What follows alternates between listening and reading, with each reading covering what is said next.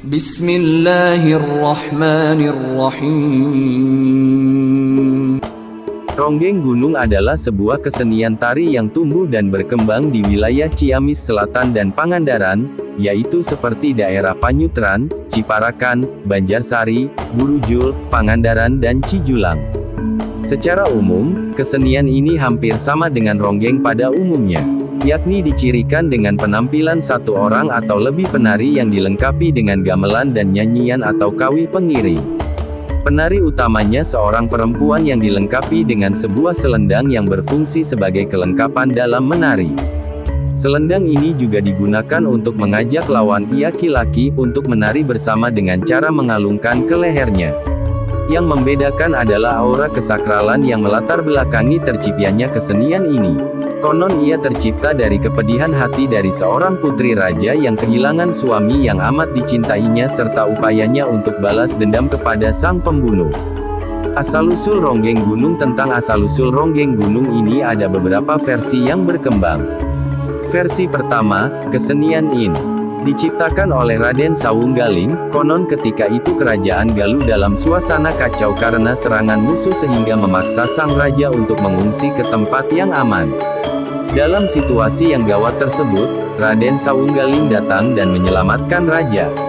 Sebagai ungkapan terima kasih, Raja Galuh kemudian menikahkan Raden Sawunggaling dengan putrinya.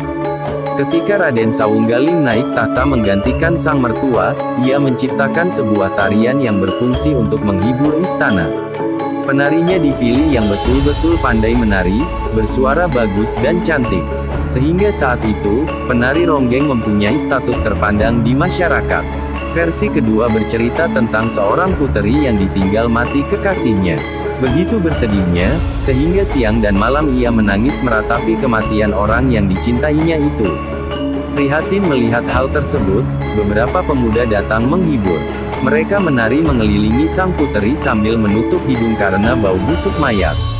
Lama-kelamaan, sang puteri pun akhirnya ikut menari dan menyanyi dengan nada sedih. Adegan-adegan tersebut banyak yang menjadi dasar dalam gerakan-gerakan pada pementasan ronggeng gunung saat ini. Versi ketiga mengisahkan tentang Dewi Samboja, puteri Prabu Siliwangi yang bersuamikan Anggalarang. Suami sang Dewi tewas terbunuh oleh bajak laut yang dipimpin oleh Kala Samudra. Dewi Samboja sangat bersedih dan marah kepada para bajak laut yang telah membunuh suaminya tersebut. Mengetahui hal tersebut, maka Prabu Siliwangi memberikan wangsit kepada Dewi Samboja. Isinya adalah bahwa untuk dapat membalas kematian Anggalarang, Dewi Samboja harus menyamar sebagai seorang penari ronggeng bernama Nini Bogem. Dewi Samboja kemudian belajar menari ronggeng dan bela diri. Sampai pada suatu ketika, sang Dewi berkesempatan menari ronggeng di tempat Kala Samudra. Kala Samudra yang tidak mengetahui bahwa yang menari bersamanya adalah Dewi Samboja yang sedang menyamar akhirnya terbunuh. Dan terbalaslah dendam sang Dewi. Versi keempat, yang paling populer mirip versi ketiga, menceritakan tentang Raden Anggalarang, putra Prabu Haur Kuning dari Kerajaan Galuh, beristrikan Siti Samboja yang berkeras mendirikan sebuah kerajaan di Pananjung kini menjadi cagar alam Pananjung. Padahal sang ayah sudah memperingatkan bahaya di lokasi tersebut karena dekat dengan markas perompak. Kekhawatiran Prabu Haur Kuning terbukti. Kerajaan Pananjung diserang oleh para bajak laut yang dipimpin oleh Kala Samudra. Dalam pertempuran yang tak seimbang, Raden Anggalarang tewas. Sedang sang istri berhasil menyelamatkan diri. Dalam pelariannya yang penuh penderitaan, Siti Samboja berganti nama menjadi Dewi Rengganis dan menyamar sebagai ronggeng. Dengan memendam kepedihan ia berkelana dari satu tempat ke tempat lainnya. Kepedihannya itu ia ungkapkan dalam sebuah kawi sedih. Kamana boboko suling tekadele deledei kamana kabogo kuring tekadele datang dei. Rasa dendam yang menyertai akhirnya membawanya ke tempat Kala Samudra. Dengan menyamar sebagai ronggeng, Dewi Samboja akhirnya berhasil membunuh sang bajak laut yang tak waspada. Dari cerita-cerita tersebut, dapat dibayangkan bahwa ronggeng gunung lahir dari sebuah kepedihan dan dendam. Konon, para pembantu Dewi Rengganis yang ikut menari menutup wajahnya dengan kain sambil memancing musuhnya untuk ikut hanyut dalam tarian. Ketika sang musuh tergoda dan ikut ke tengah lingkaran, sebilah pisau mengintip menunggu saat yang tepat untuk ditikamkan. Pengantar upacara adat. Selain sebagai hiburan, dahulu ronggeng gunung juga berfungsi sebagai pengantar upacara adat seperti panen raya, perkawinan, hitanan, dan penerimaan tamu. Sebelum pertunjukan dimulai biasanya diadakan ritual dan pemberian sesajen agar pertunjukan berjalan dengan lancar. Bentuk sesajen terdiri dari kue-kue kering 7 macam dan 7 warna, pisang emas, sebuah cermin, sisir dan rokok. Penggambaran Dewi Samboja atau Dewi Rengganis hampir mirip dengan Dewi Sri Pohaci dalam mitologi Sunda yang berkaitan dengan kegiatan bertani. Oleh karena itu, tarian ronggeng gunung juga melambangkan kegiatan sang dewi dalam bercocok tanam, mulai dari turun ke sawah, menanam padi, memanen, sampai akhirnya syukuran setelah panen. Pemain, peralatan, dan pergelaran orang-orang yang tergabung dalam kelompok kesenian ronggeng gunung biasanya terdiri dari 6-10 orang. Namun demikian, dapat pula terjadi tukar-menukar atau meminjam pemain dari kelompok lain. Biasanya peminjaman pemain terjadi untuk memperoleh pesinden lulugu, yaitu perempuan yang sudah berumur agak lanjut, tetapi mempunyai kemampuan yang sangat mengagumkan dalam hal tarik suara. Dia bertugas membawakan lagu-lagu tertentu yang tidak dapat dibawakan oleh pesinden biasa. Sedangkan, peralatan musik yang digunakan untuk mengiringi tari ronggeng gunung adalah 3 buah ketuk, gong dan kendang. Pada zaman dahulu untuk menjadi seorang ronggeng tidaklah mudah.